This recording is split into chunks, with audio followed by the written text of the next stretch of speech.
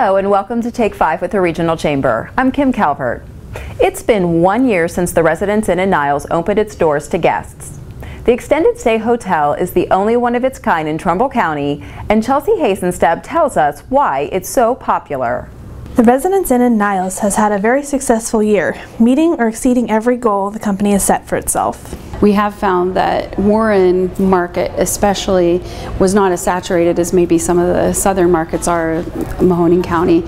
So we are feeding a lot from northern areas, maybe like Cortland, Girard, Lordstown, Niles, Warren, and a lot of those manufacturing plants there do pull in business to this property, and they really want that extended stay, which was not available in Trumbull County at all. Almost half the hotel's occupancy is extended stay. The other half are traditional hotel guests. It's anything from extended stay families who are displaced from insurance companies with maybe a fire or a flood.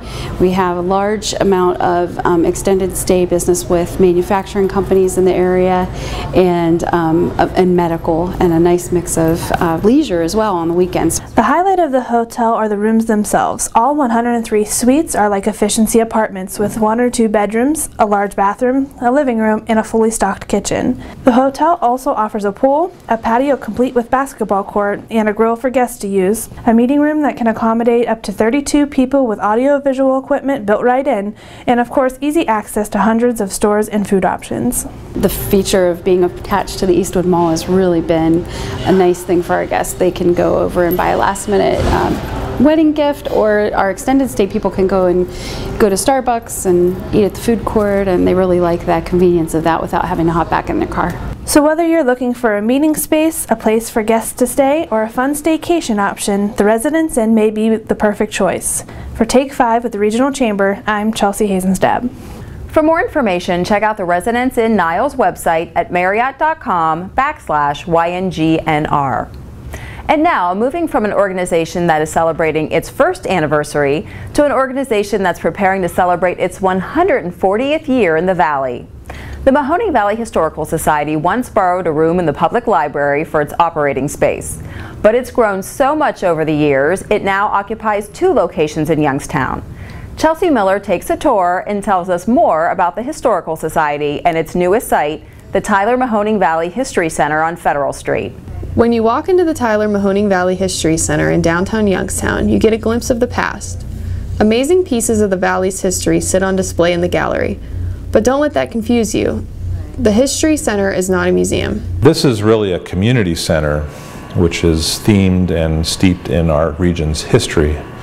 So you can come and do research, you can come and learn about local history, you can come and rent our event spaces and have a family or an organizational or a company event, and in the process you're supporting our organization, but you'll also have the opportunity to learn about our region's history. So that's what's unique about this. The History Center is 8 years in the making and still not fully operational.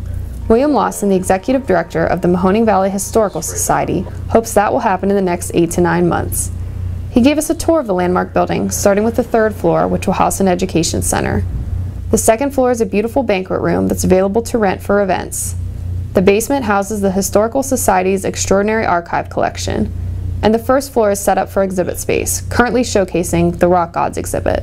It represents the work of 3 artists, 2 of which are based here in Youngstown, Tony Nicholas and Chrissy Ambar, and then Janet McCoska, who is based in Cleveland, who is world famous for the work that she's done in terms of photographing rock and roll, pop, and other entertainment figures. And so we have all 3 of their respective works represented here in the exhibit, and it's really visually stunning. The space will change on a regular basis, allowing the History Center to collaborate and partner with other organizations in the community to exhibit materials that relate to the Valley's history, a history the Mahoning Valley Historical Society has been part of for the last 140 years. For Take 5 with the Regional Chamber, I'm Chelsea Miller.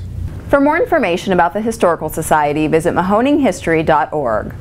On a final note, we first launched Take 5 in May 2013 to highlight our member businesses and update you on Chamber news.